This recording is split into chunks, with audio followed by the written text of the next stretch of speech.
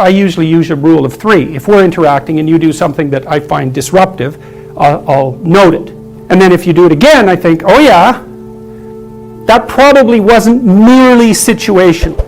But if you do it a third time, then I'll say, hey, I just noticed this. And you'll say, no, that didn't happen. And I'll say, yeah, not only did it happen, but it happened here and it happened here, and I'm not making this up. And then they'll come up with a bunch of objections about why that isn't necessary, and you push those aside, and they'll come up with a few more objections, and they'll push those aside, and then usually they'll get mad or burst into tears, and if you push that aside, then you get to have a conversation. People don't do that. They won't do that.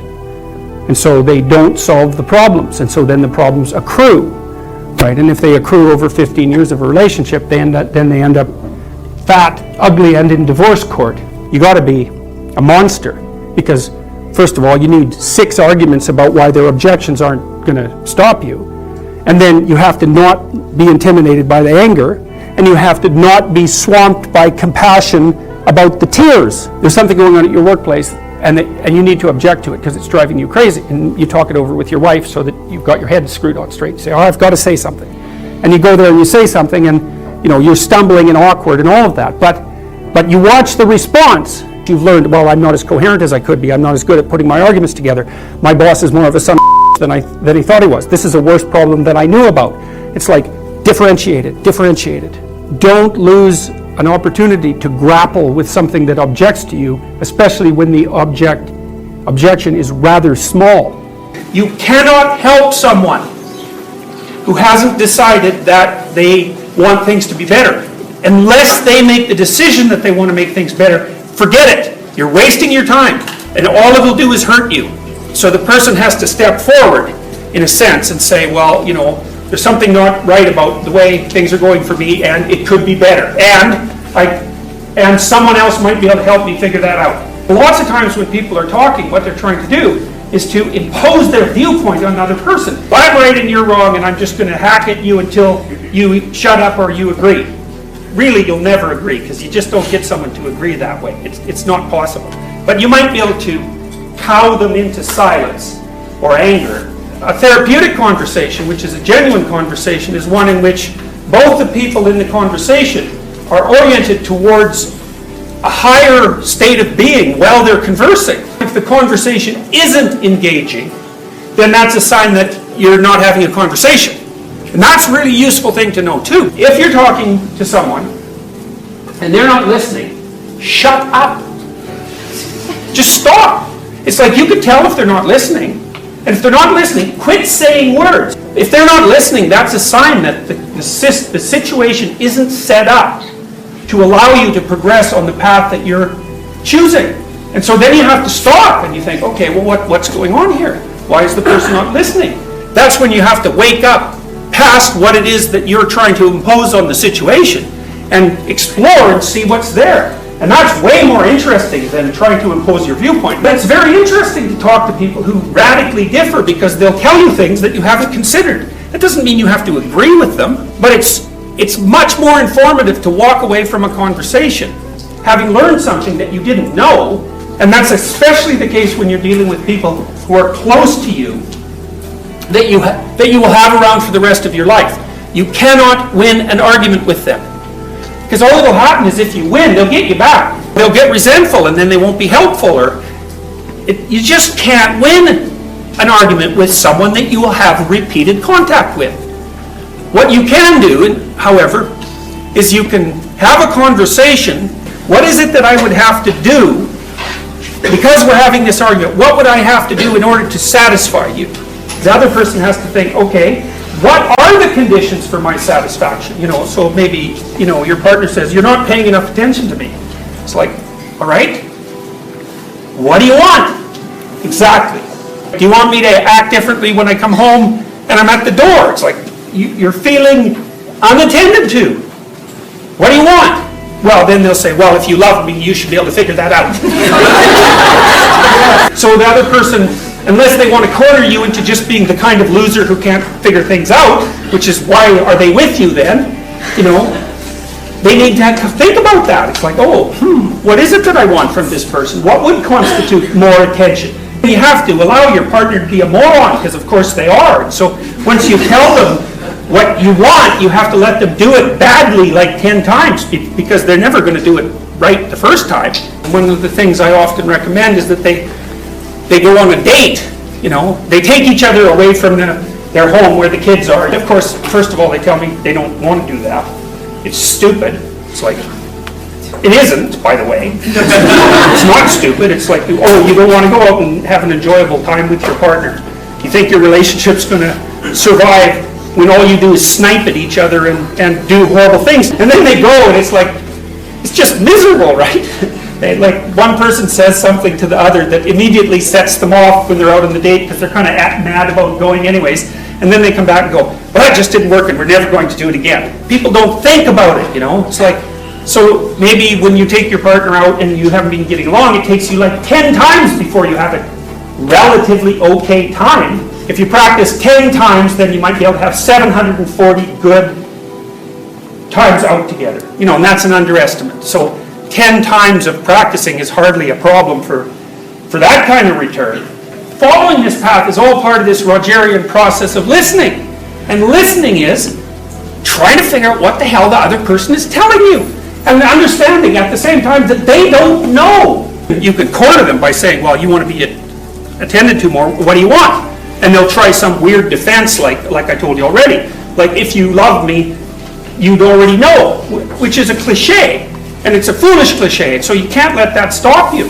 There have been psychologists who've done empirical investigations into what predicts the longevity of a relationship.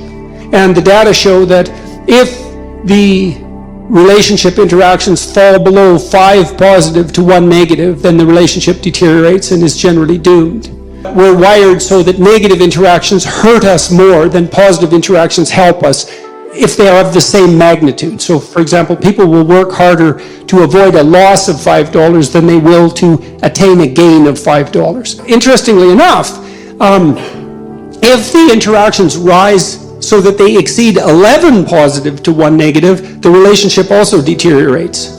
You want a fair bit of positive emotion and reflection from your partner, but you don't want them to be a naive, dependent pushover who's afraid to stand up for themselves. Watch the people around you, and whenever they do anything that you would like to see repeated on a regular basis, tell them exactly what they did in detail. Just indicate that you noticed.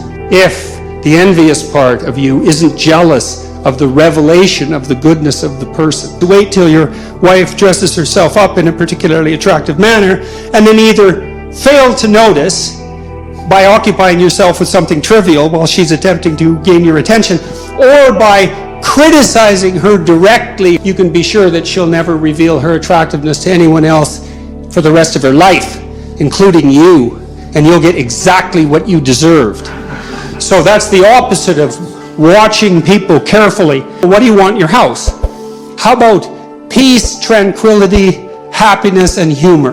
Then you can watch and see, well, when is this manifesting itself in the people around me?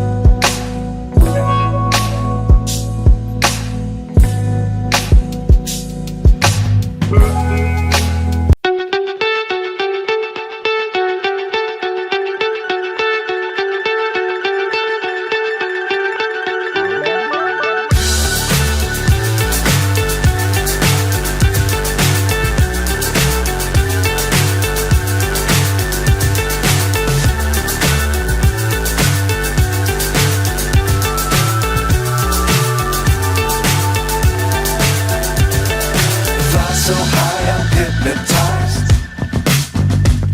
What's up is down, what's left is right. Chasing stars and holding you. I can't see the end, but we'll see it through.